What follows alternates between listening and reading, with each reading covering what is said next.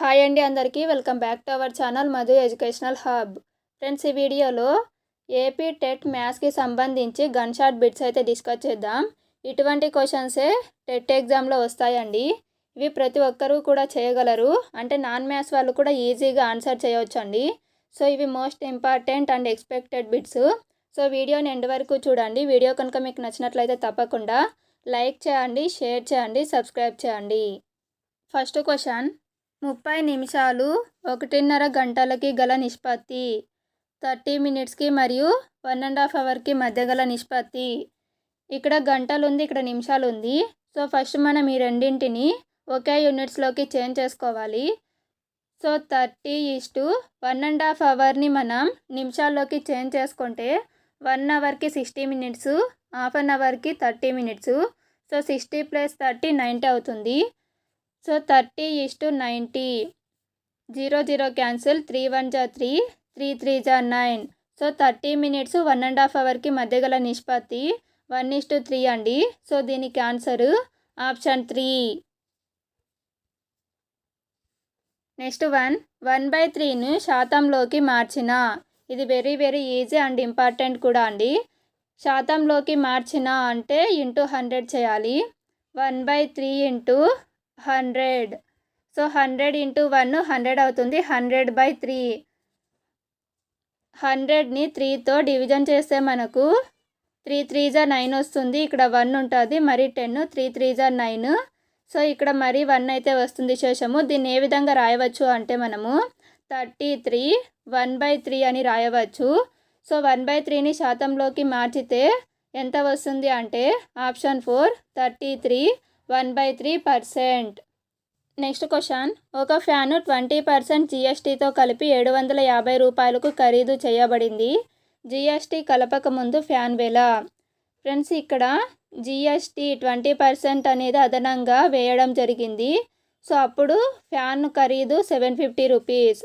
So నార్మల్గా మనము కొన్న వెల 100 అనుకుంటాం, కానీ ఇక్కడ 20% ఎక్కువ అయ్యింది కాబట్టి 100 + 20 వేసుకోవాలి.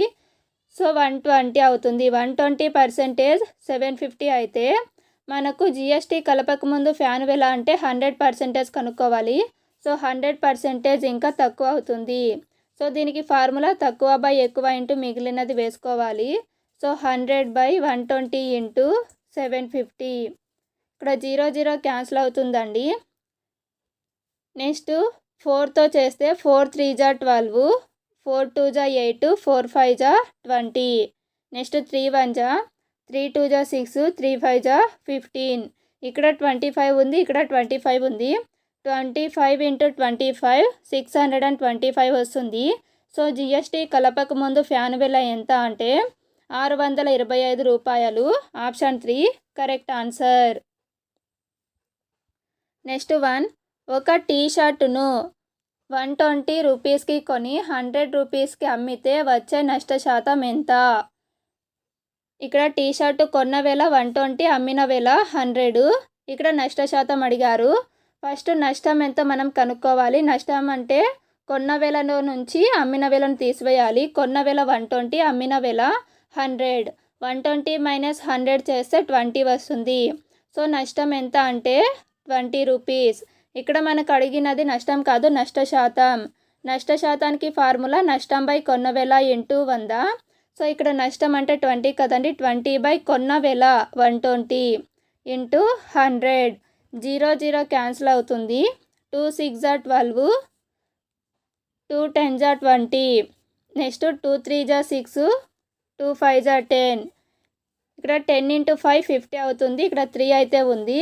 50/3. ఈ 50/3ని మనం ఏ విధంగా రాయవచ్చు అంటే 16 2/3గా రాయవచ్చు. సో దీనికి ఆన్సర్ ఆప్షన్ 4 16 2/3. ఇక్కడ 16 3 = 48, 48కి 2 యాడ్ చేస్తే 50 వస్తుందండి. 50/3 అవుతుంది. సో దీనికి ఆన్సర్ ఆప్షన్ 4. నెక్స్ట్ నైనాకు 1.5 కేకు ముక్క, నజ్మాకు 2.5 కేకు ముక్క ఇచ్చారు. ఇద్దరికి ఇచ్చిన కేకు మొత్తం ఎంత? ఫ్రెండ్స్, నార్మల్గా అయితే ఇది మిశ్రమ భిన్నం అండి. దీనిని క్రమభిన్నంగా చేంజ్ చేసి కసాగు కనుక్కొని చేయాలి. కానీ ఇంత అవసరం లేదు ఈ క్వశ్చన్కి. ఇక్కడ 1.5 ఇక్కడ 2.5 ఉంది. ఈ రెండు మనం యాడ్ చేయాలి. ఇక్కడ 1 ఉంది, ఇక్కడ 2 ఉంది. 2 + 1 3 అవుతుంది. ఇక్కడ హాఫ్ అనేది 1 అవుతుంది. సో 3 + 1 4. ఇద్దరికి ఇచ్చినటువంటి కేకు మొత్తము ఆప్షన్ 2 4. నెక్స్ట్ 1. 10 మంది బాలికల ఎత్తులను సెంటీమీటర్లలో కొలిచారు మరియు ఫలితాలు క్రింది విధంగా ఉన్నాయి. 135, 150, 139, 128, 151, 132, 146, 149, 143, 141. సగటు ఎత్తు కంటే ఎక్కువ ఎత్తు కలిగి ఉన్న అమ్మాయిల సంఖ్య ఎంత? ఫ్రెండ్స్, ఇక్కడ మనకు సగటు ఎత్తు అయితే అడిగారు. సగటుకి ఫార్ములా రాసుల మొత్తము బై రాసుల సంఖ్య. సో ఇక్కడ రాసుల మొత్తం వీటన్నింటిని యాడ్ చేస్తే మనకు 1414 వస్తుంది. రాసుల మొత్తము బై రాసుల సంఖ్య ఇవన్నీ కూడా 10 అయితే ఉన్నాయి. సో 1414 బై 10 చేస్తే మనకు 141.4 అయితే వస్తుంది. సో సగటు ఎత్తు 141.4. సో ఈ నెంబర్ కంటే ఎక్కువ ఎత్తు ఉన్న అమ్మాయిలు ఎంతమంది ఉన్నారు ఇప్పుడు చూద్దాం. ఇక్కడ 150 ఉంది, 151, 146, 149, 143. సో 1, 2, 3, 4, 5. సో 5 మంది అమ్మాయిలు సగటు ఎత్తు కంటే ఎక్కువ ఎత్తు కలిగి ఉన్నారు. Answer option 2. నెక్స్ట్ 1. ఒక దీర్ఘచతురస్ర పొడవు 6 సెంటీమీటర్స్ మరియు వెడల్పు 4 సెంటీమీటర్స్ అయిన దాని చుట్టుకొలత. దీర్ఘచతురస్రం యొక్క చుట్టుకొలతకి ఫార్ములా 2 × L + B. 2 × L అంటే 6, వెడల్పు అంటే 4 అవుతుంది. సో 2 × 6 + 4, 6 + 4 అంటే 10 అండి. 2 × 10 20 అవుతుంది. సో దీర్ఘచతురస్రం యొక్క చుట్టుకొలత ఆప్షన్ 1 20 సెంటీమీటర్స్. నెక్స్ట్ 1. ఉదయం 6 గంటలకు గడియారంలో నిమిషాల ముళ్ళు మరియు గంటల ముళ్ళుల మధ్య కోణం. ఫ్రెండ్స్, ఉదయం 6 గంటలప్పుడు నిమిషాల ముళ్ళు మరియు గంటల ముళ్ళు అనేది ఈ విధంగా ఉంటుంది. ఈ రెండింటి మధ్య కోణం ఏమిటి అంటే ఇది సరళ రేఖ కదండి. సో ఈ కోణం ఏమవుతుంది? 180 degrees. Answer is option 4 180 degrees అవుతుంది. నెక్స్ట్ 1. 2 సెంటీమీటర్స్ 2 సెంటీమీటర్స్ 2 సెంటీమీటర్స్ కొలతలు గల రెండు ఘనాలు పక్కపక్కనే ఉంచగా ఏర్పడిన దీర్ఘఘనం పొడవు. ఫ్రెండ్స్, ఇక్కడ రెండు ఘనాలను మాత్రమే మనం పక్కపక్కన ఉంచుతాం. సో ఈ విధంగా ఉంచినప్పుడు మనకు దీర్ఘఘనం అనేది ఏర్పడుతుంది. ఈ దీర్ఘఘనం యొక్క పొడవు అడిగారు. ఇక్కడ ఆల్రెడీ ఇక్కడ ఘనం పొడవు ఇచ్చారు 2 సెంటీమీటర్స్, ఇక్కడ 2 సెంటీమీటర్స్ అని. సో 2 + 2 4 అయితే అవుతుంది.